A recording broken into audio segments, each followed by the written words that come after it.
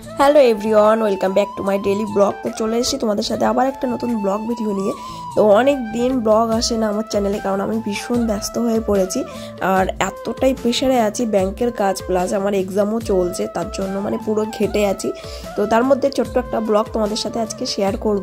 আমি যে ব্রাঞ্চে থাকি, তো সেই ব্রাঞ্চ থেকে এসেছিলাম পিকনিকে ঘোষবাড়ি। তো যা সবাই চেনো মোটামুটি, আর যারা আমার বাড়ির পাশে আছে, যারা আমার ব্লগ দেখো। আর আমার কিন্তু দুটো ব্রাঞ্চই আছে। তো বসিরহাট ব্রাঞ্চ থেকে আমি পিকনিকে যেতে পারিনি, হাসনাবাদ ব্রাঞ্চ থেকে আমি পিকনিকে এসেছিলাম।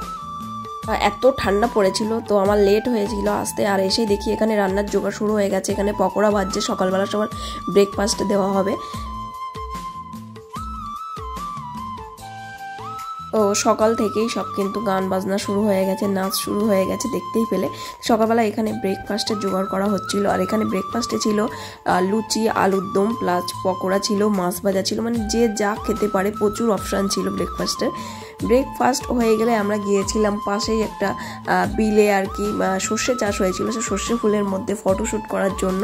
তো ভীষণ সুন্দর জায়গাটা। আচ্ছা, নাচটা দেখে কিন্তু কেউ কমেন্টস করো না, কারণ নাচ তো পিকনিকের নাচ, সবাই তো জানো, কেউ তো এখানে প্রফেশনাল ড্যান্সার না। তো যে যার মতো আনন্দ করছে, নাচ করছে, পিকনিকে যেটা হয় আর কি। তো সেখান থেকে আমরা 3-4 জন মিলে ঘুরতে চলে এসেছিলাম, যে ঘোষবাড়িটা পুরোটাই ঘুরে দেখবো। ভীষণ বড় এরিয়া জুড়ে হচ্ছে ঘোষবাড়ি, আর সবাই যারা আসো তারা জানে অবশ্যই। তো এবার দেখার অনেক কিছুই আছে। তো তার মধ্যে কিছু কিছু জিনিস দেখছি। আর আমরা এই বোটিং রাইডটাও করেছিলাম, যে আমার ভীষণ ভালো লাগে। আমি 2-3 বার আগেও করেছি বোটিংটা, ইকো পার্ক প্লাস দীঘায় বোটিং করেছি। তো ঘোষবাড়িতে ভাবলাম আমরা এই 4 জন ঘুরতে এসেছিলাম, একটু বোটিং করি। ওখানে রান্নাবান্না হচ্ছিল, তো এইগুলো আমরা এক্সপ্লোর করছিলাম।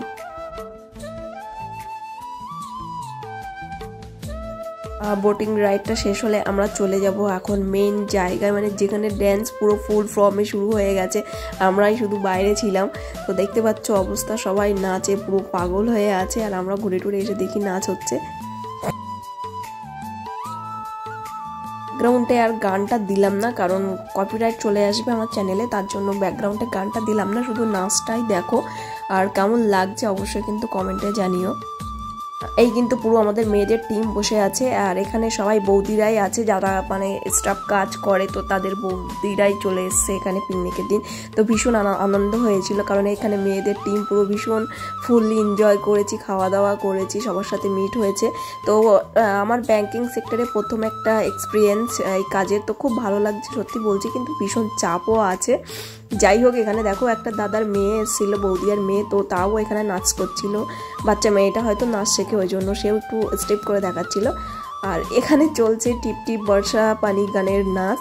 তো দেখতে পাচ্ছ টিপ টিপ বর্ষা পানি, ওই যে নাচটা করেছিল তার থেকে এই নাচটা বেটার সব থেকে মনে হচ্ছে দেখে, যে এরাই হচ্ছে আসল নাচটা করছে। ব্লগটা আর বেশি করছি না। তো সবাই ভালো থাকবে, সুস্থ থাকবে। আর কেমন লাগলো অবশ্যই কমেন্টে জানিও, চ্যানেলটা ফলো করে দিও।